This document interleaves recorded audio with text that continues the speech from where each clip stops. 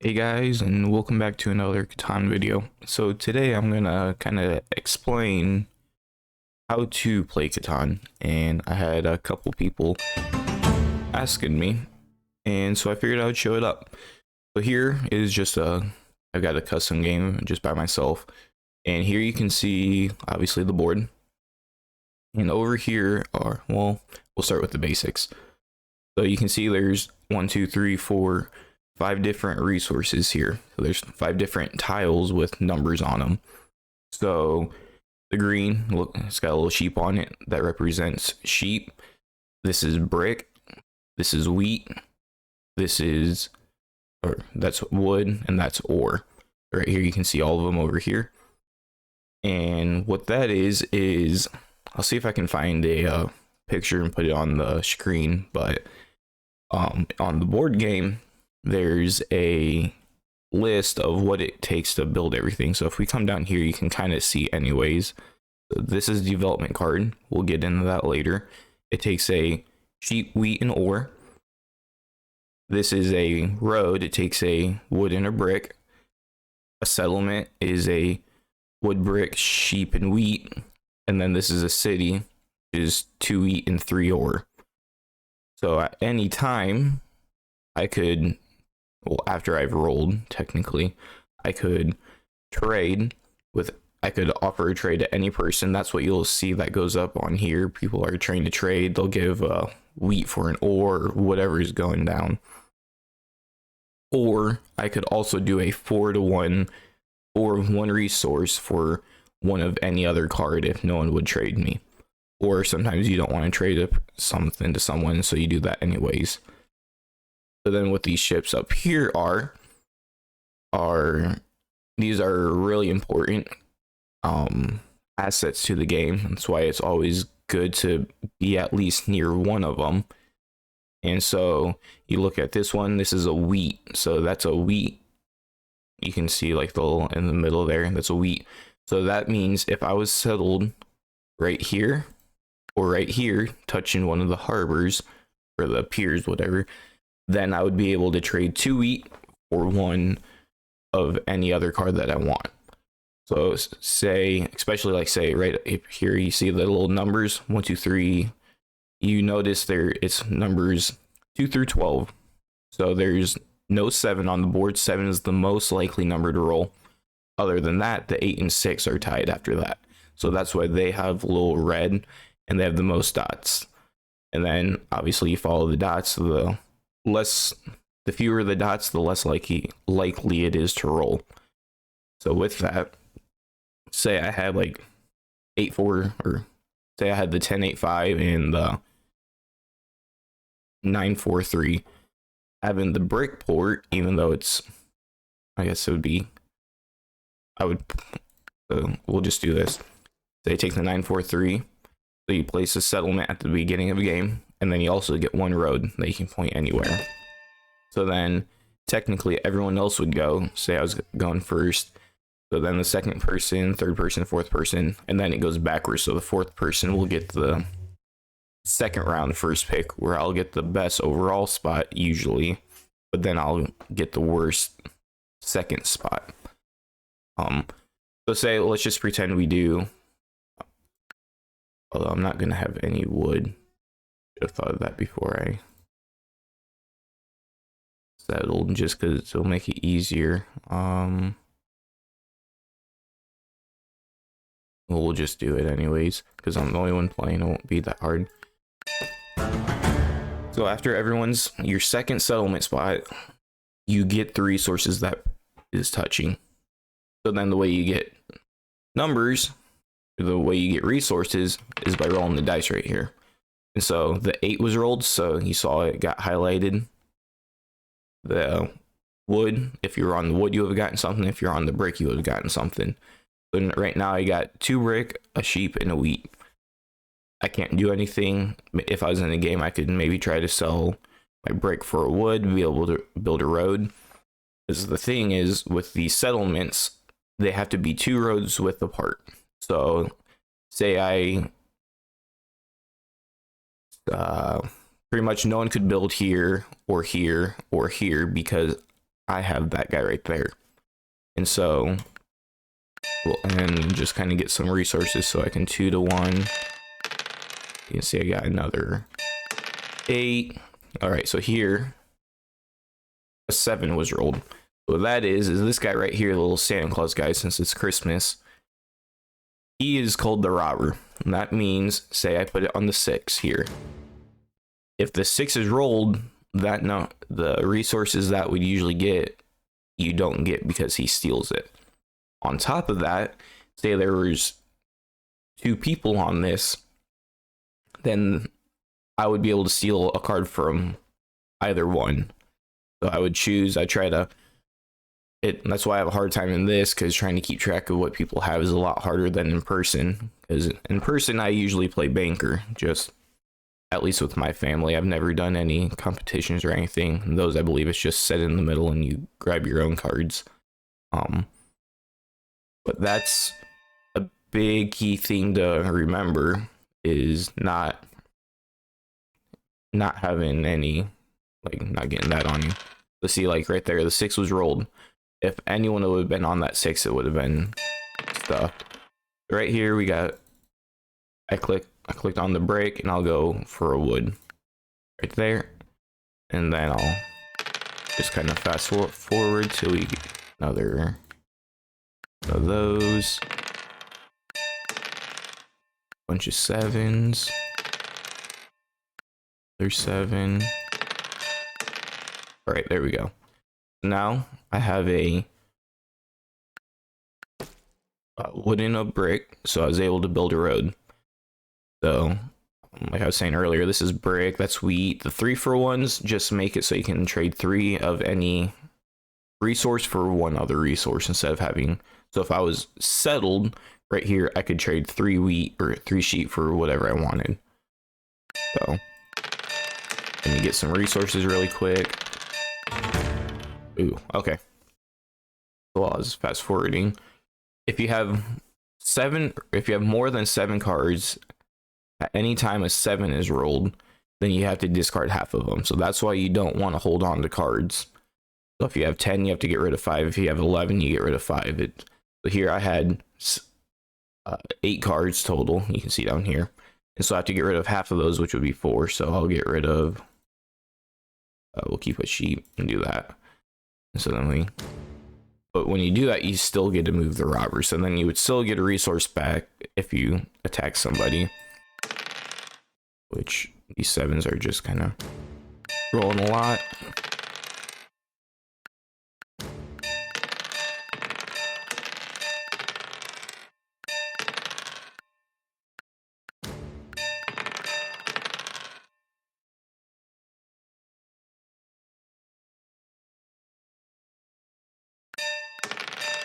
Okay, so here I have an ore, a grain, and a sheep. Or they call it wool here. But I'm gonna, I have to roll a die. Okay, so I got another sheep. So what I'm gonna do is buy a development card. And so there's, let me think. I believe there's 5 or 6 different things. I'll show all of them. I can't do the math in top of my head. So this is a victory point. So what this does is, obviously they don't see what I have, but if you look over here, my little 2, the amount of victory points I have goes up in parentheses by 1. So that means I just have an extra victory point. And so that means that's a hidden point that no one knows I have. Okay, another 8.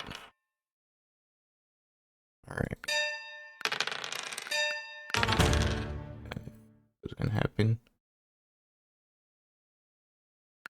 Get rid of all that.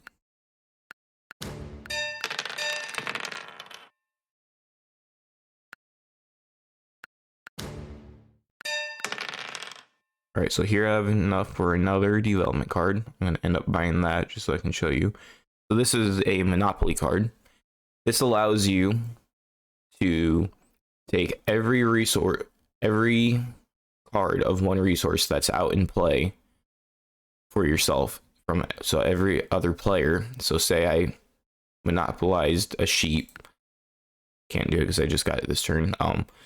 Say there's a bunch of sheep rolled and I wanted to use it or I wanted to prevent someone from using it, I could play a Monopoly and then every other player has to give me all their sheep. So that's how Monopoly works. It's a very, very strong card, especially towards late game when a bunch of people have cities, which I'll talk about once we get one here.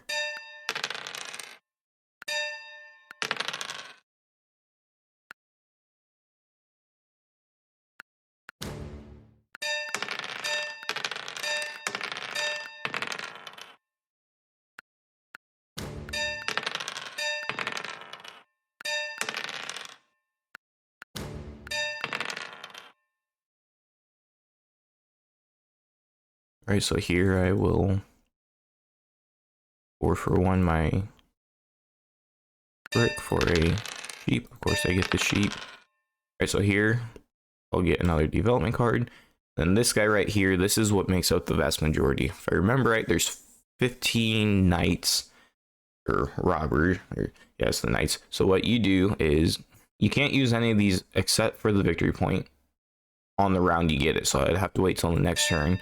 But what I could do is before or after my turn, you got to kind of remember you're going to get a card from this. So if you have 7 cards, you might not want to do it right away. That way you don't put yourself over 8. But if I use it, I get to move the robber. So that's how you guard yourself, especially early game. These are super valuable to get because then you get to move it and then it gets off of yours. So say you have a highly favored number, especially like in ore. Ore is very valuable. Ore and wheat are usually the most valuable. Not always, but usually. And so then I would be able to guard myself by playing a knight. And we'll get into more in a little bit with how those work as well. So there's 2 kind of what they call win conditions that we will get into. All right. Probably going 7 out here, aren't I? Well, I might as well just do this for the wood because the 8's just not rolling. It's a good thing because I would have 7 out.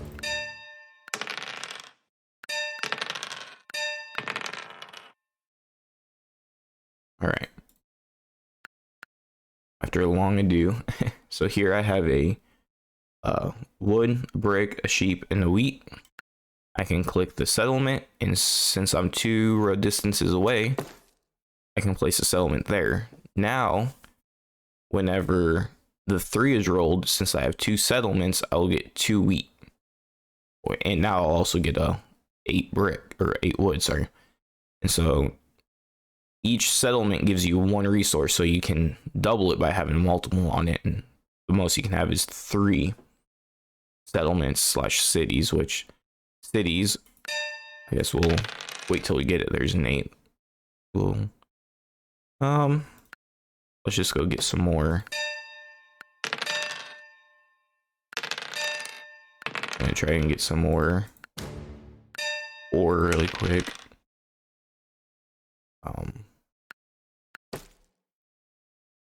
Okay. Hey, there we go. Now we can build another settlement. And the max you can have at a time is 5 settlements. So that'd be 5 points because each settlement is worth 1 victory point. And the game ends when somebody gets 10. So right here, right now, we have 4 plus our hidden 1. So that would mean we have 5 victory points at the moment. Then let me fast forward this. Got 2 wood. So now that we have 2 people on there, we get 2 of them. Got enough for another settlement, but we're not 2 roads width apart from anything. So I'll probably just move up here. Do that, hope for another. Oh, don't put it on myself. Hope for these robbers. There we go, there's another brick. So now we can place our final one. I'm just kind of going through it. This is in any particular order. I'm just trying to get better stuff to be able to show you guys different things of the game. Now, all right, let's see. Guess we can try to pull a different development card. Although I would like to show you guys I don't want to accidentally get too many victory points here. Okay, right here, you guys count my roads. I got 1, 2, 3, 4. If I built another road, that gives me longest road. So that's worth 2 points. That's what I was talking about, the win conditions earlier. So the first person to get 5 consecutive roads connected gets 2 additional victory points. It's called longest road. So that is one thing towards end game. You don't always want to show it right away, because then people might try to contest you for it. If you can, it depends. If you have a lot of wood and brick, then yeah, by all means expand as much as you can. Try to get better locations to settle, all that. But if you have more of a ore and wheat and sheep without as many high numbers, then you kind of want to try to save that towards the end of the game. If you can kind of sneak it in, say somebody only has 6 and you have a couple close by, you could, you know, maybe connect and get your 10 victory points because of that. So, all right, that's fine. We're gonna get rid of all this. I want to show you guys a city. So we just need to get a few more resources. Got 7 resources at the moment. All right, there we go. So city is 3 ore and 2 wheat. We'll just put it right there, I guess. So what that does is, 1, it gives you an extra victory point. Gives you a total of what would be 2, 3, 4, 5, 6. Plus our longest road would be 7, 8. You can see that it's gold over here. And then plus the victory point, that gives us 9. So we're only 1 point away, which is kind of concerning, because I wanted to show some different cards, but I think I can do it in the post game anyways. So there's that. We need some sheep. Usually in a real game here, I would have just 4-4'd that one for a wheat, build a city. I would have my 10 points, I'd win. But because I'm trying to show you guys some different development cards. Okay, there's another knight. That's not what we want. I'll move the robber. Move the robber again. Move it again. Alright, a bunch of these. 4 for that one, for that for a sheep, and then that for a wheat, and then we can buy another one, and that's victory point. Okay, that's 5. Fine. Here we can look at our dice stats. See, 7 rolled 25 times. You can kind of look at all that stuff. You can see what kind of resources was given out the most. Dev card. Okay, so yeah, this is what I wanted to look at. So right here is the knight. That's what I was talking about. I believe there's 15 of those. There's 5 victory points. We drew 2 of them. There's 2 of each of these. So we went over the Monopoly. The Road Builder, which we did not get, which I was hoping we would have, allows you to build 2 free roads. So that's really good. If you get that, you can get the resources that you need to settle, and then play your road building, move over there, and then settle right away without showing where you're going. Or you can use it to cut someone off, or just, you know, say you guys are both fighting for I'll return the map here. Say I was settled here and someone was settled here, and we both had our roads going into each other.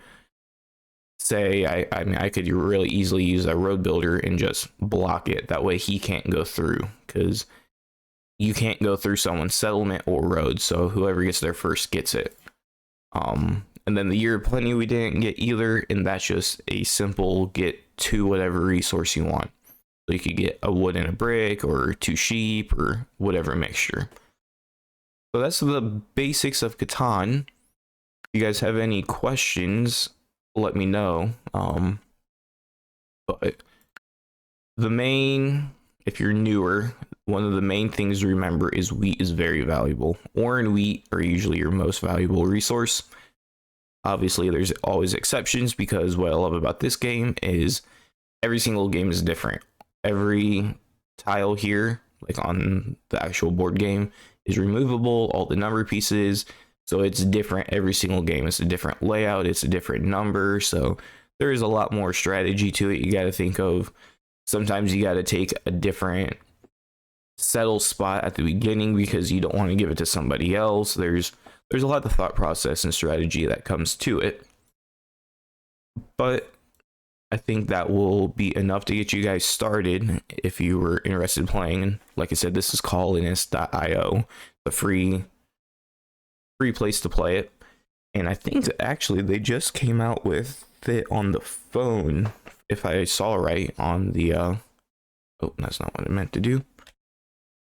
Let's go back here. I believe I just saw it's an alpha.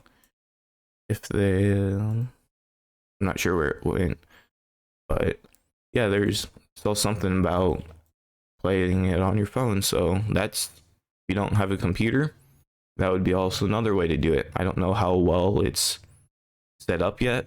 I have not done it, but here you guys can see my total. I guess that wouldn't.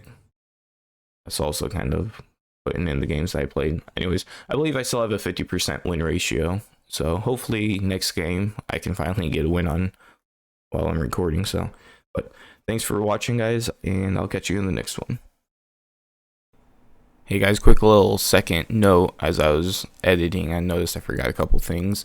One, the cities, if you look up there at the 8, 10, 5, that city there, if one of those numbers would have ruled, I would have actually gotten 2 resources from that. So not only does it give you a second point, but it also gives you double the resources. That's why they're so strong. And then secondly, we went over the road building, which gives you 2 points, but I forgot to tell you the second win condition, and that's called largest army. So down there, the little 3 guys next to the road, the golden road, the first person to get 3 knights played gets largest army. So that is this other win condition, as they call it. So I just want to add those in really quick, and hope you guys have a great rest of your day. Thanks. Bye.